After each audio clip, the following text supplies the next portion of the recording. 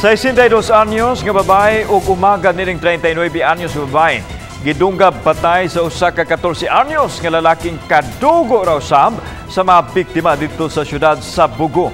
Unsa kay motibo sa krimen? Sayra nato pinagi nining report.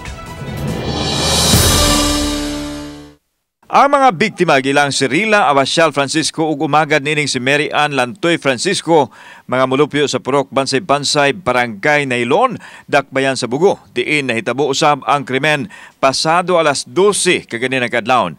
Ang suspek, ang 14 anyos nga lalaki, 15 kabanay raw usab sa mga biktima. Matod ni Police Lieutenant Colonel Florindo Fajardo, ang hepe sa Bugo Police Station, nga nasakpan sa mga biktima ang suspek nga nanglungkab silang Pinoy-anan. Tungod kay napiki na ang suspek, gidunggab nini ang duha ka mga biktima nga nakaangkon og multiple stab wounds.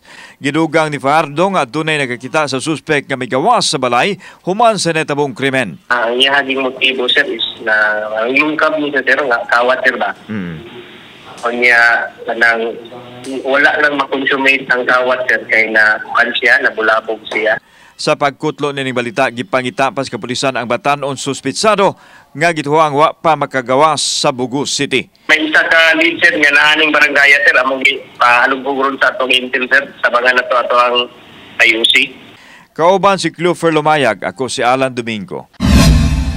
Balitang Bisdak.